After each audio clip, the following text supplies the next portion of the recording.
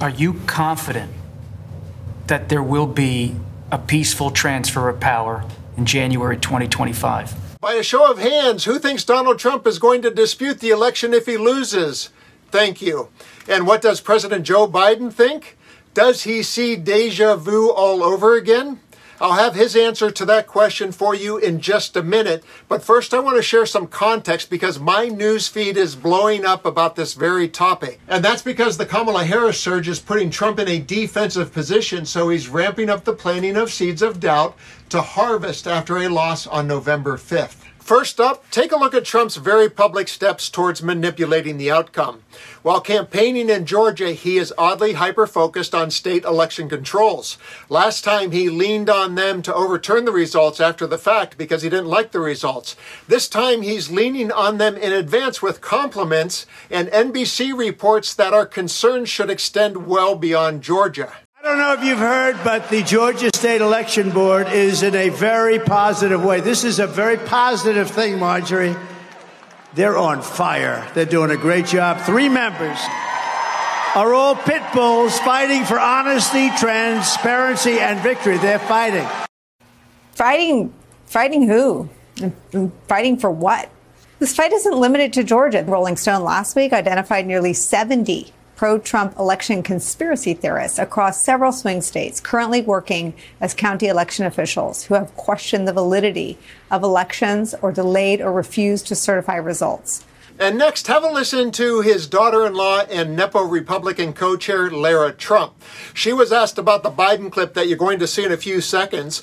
Pay close attention to the words she uses in the gaping caveat she intentionally creates. What do you say to people who are concerned that former President Trump won't play by the rules of democracy unless the rules go his way? We believe if every legal vote is counted come November 5th, Donald Trump will be president. And I can assure you, if he does not legally and legitimately win this election, there will be no problem.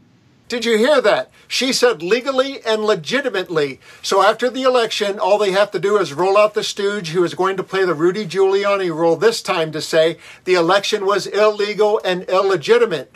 And finally, have a listen to Stephen Miller. He was a key player in the previous Stop the Steal movement and the resulting insurrection. This clip is edited to remove some of the yelling and nonsense, and he ultimately does not answer the question about doing it again, but his odd meltdown is satisfying, and I share it as a reminder to what's behind Trump. I've given you a lot of time. Stephen, people are asking, are you going to do that again? You played it all the way up to January 6th. You know what happened after that. A lot of other people have been convicted of crimes, Stephen. A lot of innocent people have been persecuted by a corrupt system. What kind of corrupt system throws Republican lawyers in jail for offering good, sound legal advice, but does nothing with secretaries of state who plainly violated their own state laws and constitutions? How many people are in jail right now? Joe Biden and Kamala Harris are the #1 traffickers of children, girls into sex slavery on planet Earth. Okay. How many people are in jail for that? We've gone this far, and we've gone this far in an exchange. We're not doing just anything you want to rip off the internet that's false, and we're not doing defamation here. As you know, there's other Trump allies who've gotten a lot of trouble for that. We're not doing that here. And now the clip you've been waiting for. Does President Biden think it will happen again? Are you confident that there will be a peaceful transfer of power in January 2025? If Trump wins, no, I'm not confident at all.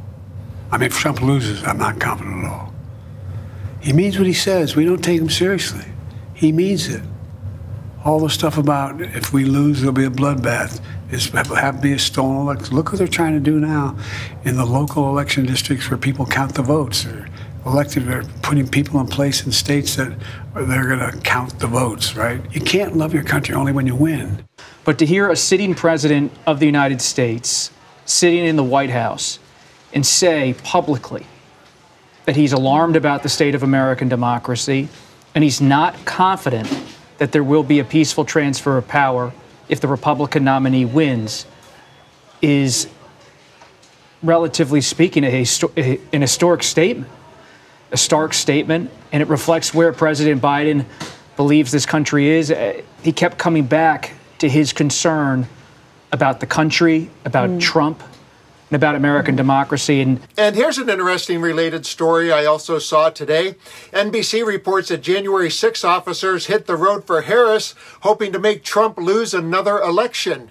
Police officers who defended the Capitol from Trump supporters after the GOP nominee's 2020 election lies want to stop him in 2024. I love that. And because Trump's trajectory is predictable, it will be a great countermeasure and reminder of the death and destruction that his last attempt at corrupting the system resulted in. Ultimately, there is one thing that we can do to prevent Trump from playing this card again, and that is deliver a crushing defeat.